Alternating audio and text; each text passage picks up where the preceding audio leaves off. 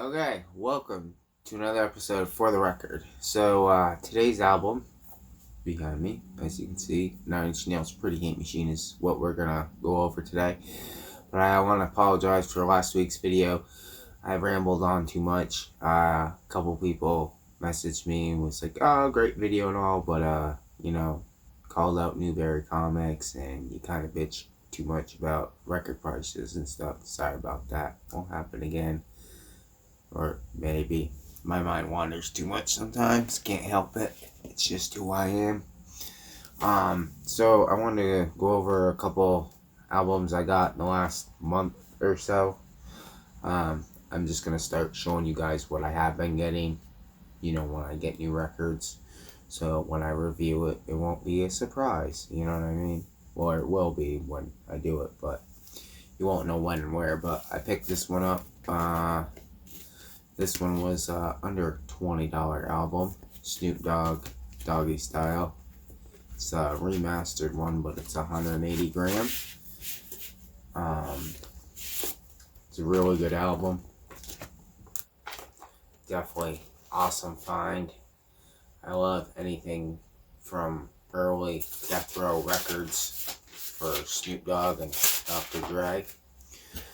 And then another one I picked up, I think this one was last week. I picked up Radiohead OK Computer. I thought this one was very spontaneous vibe because, first of all, Radiohead I haven't listened to since I was like a kid in the 90s and watching them on the fucking MTV. So to just go out and buy one of their records was really not on the top of my list, and definitely wasn't even thinking about purchasing this that day. And then thought of all the great music videos I watched when I was younger, and I was like, you know what? Yeah, okay. Yeah, I'm gonna buy this album. Why not?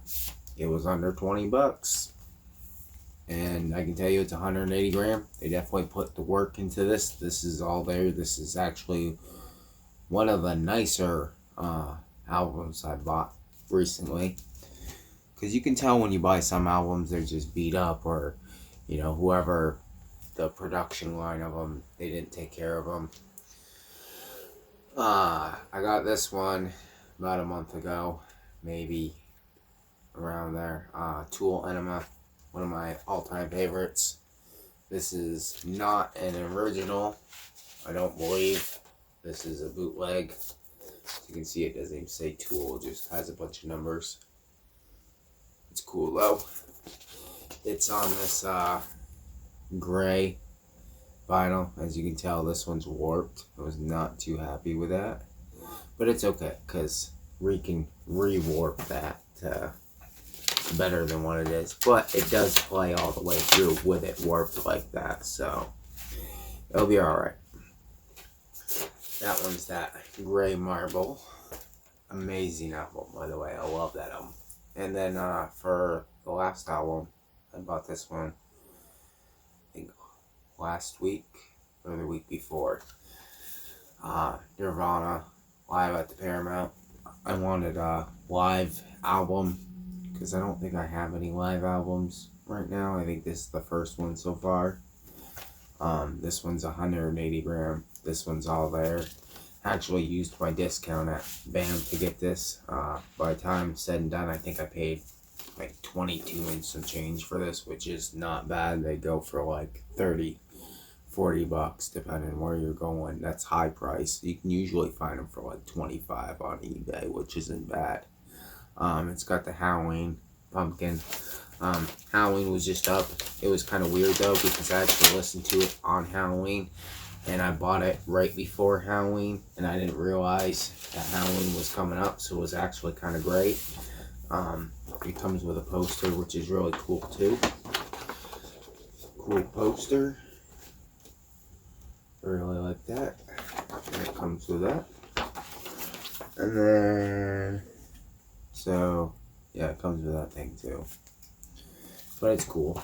Just wanted to show you guys some of my cool finds that I did find of certain records that I have been wanting. was definitely one of those albums that I wanted. So anyways, for the topic of the day, Pretty Hate Machine. This was released October 20th, 1989. I was probably about 4 years old when this album came out. But this album is the first Nine Inch Nails album I ever heard. Head Like a Hole, the very first song off here, was their first single. I saw that music video on MTV one morning when I woke up before I went to school, and I was very young. I believe I seen the music video back when it first came out when I was like 4 or 5, and I remember seeing the music video, and I always liked that song, but I knew nothing about the band. Terrible Lies, a great song. Down in It was a music video. Something I Can Never Have, I believe, was a music video. And I don't know, there's a bunch of good songs on here. There's only 10 songs on the album, but every song is great. There's not one that's a bad album. There's like 3 singles off this album. I believe it was Down in It, Something I Can Never Have, and Head Like a Hole was... Oh, no, Sin. That was the other music video. So my bad. It was Head Like a Hole, Down in It, and Sin. Those were the music videos off this. I remember watching those. The other 2 music videos, I saw Head Like a Hole on MTV. I didn't see Down in It on MTV till like later on in the 90s when Nine Inch Nails was popular. But it's also on the Closer DVD.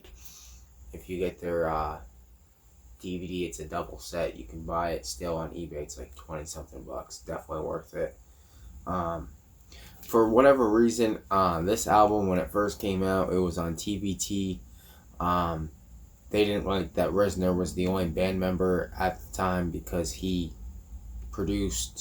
made this whole album by himself, and he was one of the very first independent producer, people to make their own album. And this album sold like millions. It's actually certified triple platinum by RIAA, becoming one of the first independent release albums to do so, and was included on several lists of the best releases of the 1980s. It's just so great. Okay, see, Down in It, Head Like a Hole, and Sin. Yeah, those were the ones that were on there. See, I'm reading it online. It'll tell you everything about albums and stuff. I always look them up to find out all the information. I remember having the original one that had the TBT logo on it when I was younger. I just bought this one not too long ago because as you can still see it's in the shrink of the plastic wrap. But look at that label. Bicycle Record Company. I thought that was so strange. I've never seen that company before. I was like, is this even a regular? Because usually when he got signed to Interscope, it was Interscope Nothing Records, which was the same thing Marilyn Manson was on. And I definitely love this band. This is a great first album. They have many, many albums, but they also have a lot of remix albums too. So you gotta be careful. Like, I love this one, Broken, The Downward Spiral, there's just many more albums. And I love this too, because at least this came looking like the original, though. If you look at it, it's got the original artwork and stuff to it. The original printing, it looks like, anyways. Because I know that's how my CD looked back in the day. It had the black label with the NIN on it. It would say Pretty Hate Machine. And then for like the booklet on the inside, it actually came with this, with all the lyrics and stuff, which this is really cool too, because I remember this on the inside of the booklet when I had the CD. And that's that picture where they get for the remastered edition or whatever. I don't even want that trash. I had to look hard for this one, because this one's just the original album. Like, there's no difference to it from the other ones. And I didn't want to remaster. I like my original albums. They were just much more enjoyable for me personally. As, like, when I listen to something for years, when I get some, like a new copy of it, I expect it to still sound how it sounded back then. And this copy does sound amazing. I do love it. I have listened to it many, many times. It's a great album. You could always put this one on the vibe too. I feel like this album, front to back, is amazing. It's not a very long album. It's actually pretty short. It's probably what, 40 minutes, if that, half an hour. Can't be that long. It's only 10 tracks. And I know Trent Reznor does do pretty good on his tracks. Like, he actually makes long tracks. That's why he has a couple double albums and stuff. But, yeah, he's awesome. Trent Reznor is the man. I wish him and Marilyn Manson would make music again someday, because I think they made the best when they were together, and just how it is. Certain artists, I think, are better with each other. I mean, they're good on their own. Anyways, Trent Reznor's always been good on his own. He's the mastermind anyways, but I think, if they would have just stick to the roots, be better. This is a great album, and I just hope you guys enjoy it as much as I do. And on that note, I'm going to end it. Like and subscribe, please, if you like my videos. I would madly appreciate it. I watch other people's videos on YouTube all the time, so I figure I'd just start making my own as well. I'm very appreciative to anybody. Comment, what albums you'd like to see on here. Like, I do a lot of rock, and I'll do, like, hip-hop and stuff. And I actually have a couple reviews coming up soon that I want to do on a couple turntables that I have. If anybody would be interested in that, just let me know in the comment below. Alright?